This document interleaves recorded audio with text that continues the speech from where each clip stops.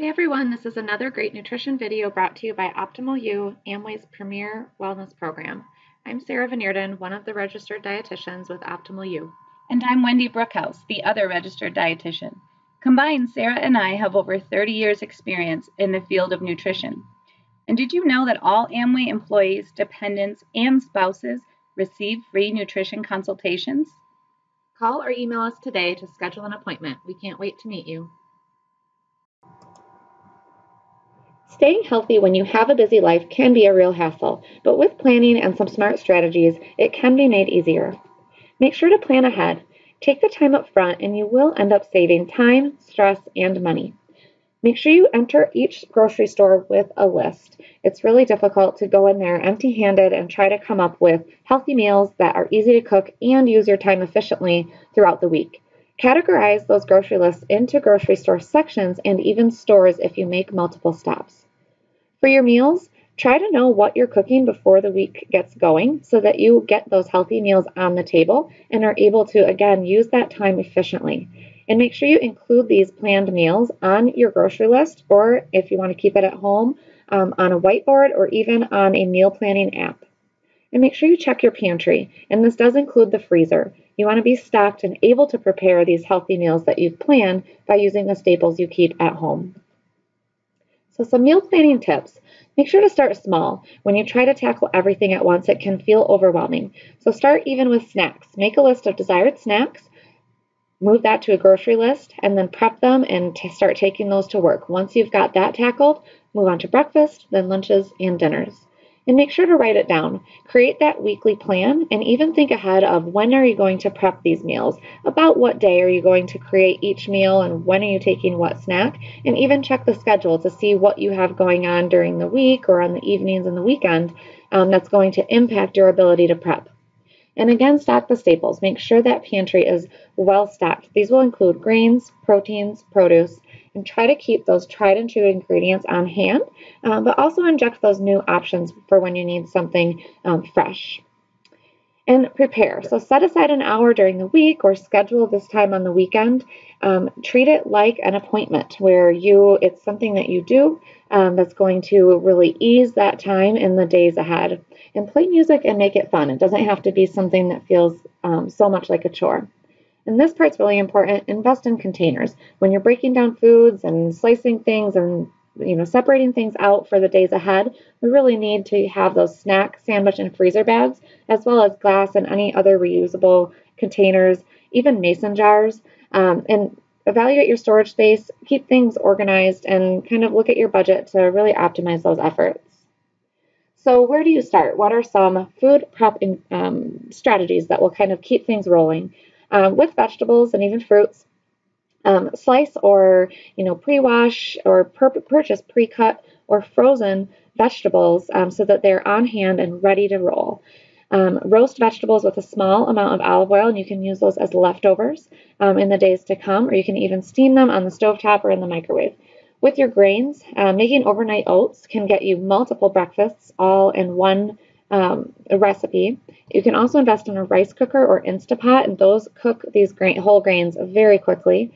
Or some stores will offer these steamer bags where they're quick cook bags that use the microwave. Usually it's about 90 seconds. You can also batch cook these grains and cook once and use twice. So sometimes I'll, for instance, take quinoa. We'll batch cook it. Use some for a quinoa black bean taco bowl. Use some for a peppers and grilled chicken, an onion type dish, and then even freeze some for later use. With protein, try to keep pre-cooked chicken breasts on hand, whether you bake, do it on the stovetop, or grill it. I even like to pre-slice mine so that those slices are ready to go and are easy to use. You can also drain and rinse cans of beans and keep those in containers. That way you can just dump them onto a salad or add them to a soup. You can portion nuts into snack-sized bags, divide up little containers of hummus, and again, cook once, use twice. So if you pre-cooked your chicken breasts, kind of brainstorm how could you use those items. Could you do a stir fry one day and then maybe a white chicken chili the next day? And utilize that freezer. So treat your freezer as a cold pantry and keep it stocked with regular items to make these meals easier. So a few things that you can freeze that can get turned into these easy weekday meals are prepped burgers. So it can be either turkey or chicken, salmon or tuna cakes, or even bean burgers. Those can be cooked up very quickly after work during the week.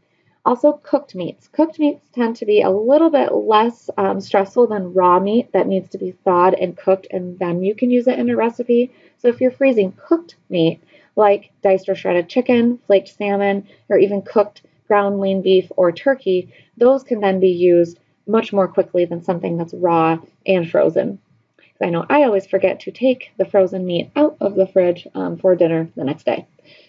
Cooked grains. So this is one of my favorite tips. You can cook and then freeze whole grains and then pull them out and thaw them for use in soups, salads, and side dishes.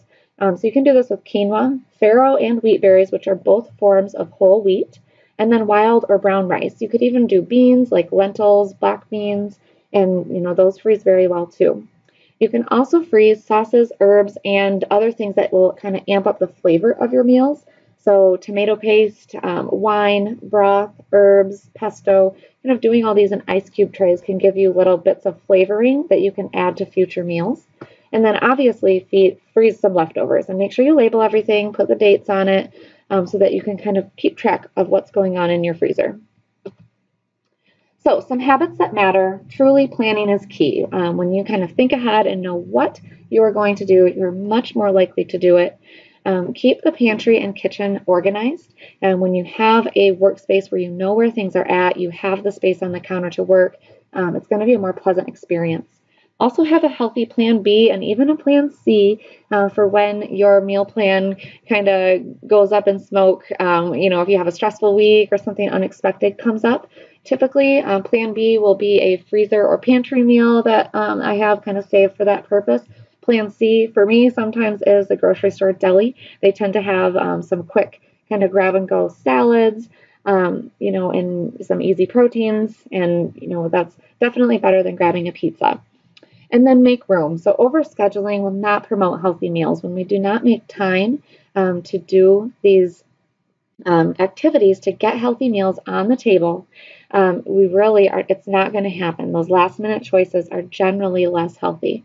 And then look at your cooking skills. Having basic cooking skills at minimum is really going to make healthy meal prep seem like less of a hassle. So whether it's talking to, the dietitians down here in the fitness facility, or looking at, some YouTube videos that go over some cooking techniques, or even a local cooking class, improving your cooking skills can improve, how quickly you get a meal on the table. One example of this is when you are cooking, a soup or a dish, or you're at the stove, try to think of what else you could be cooking at the same time that wouldn't be much work. Could you be hard boiling eggs? Could you be cooking off a pot of wild rice, or baking some salmon in the oven for the next day, or even to put in the freezer? So looking at your cooking skills and getting really efficient with how everything kind of unravels during the week will really help this process. If you need any more tips, make sure to contact a dietitian, and we'd be happy to meet with you. Thanks for watching. If you have any additional questions about what you heard, or any other nutrition topic, don't hesitate to reach out to us. Have a great day.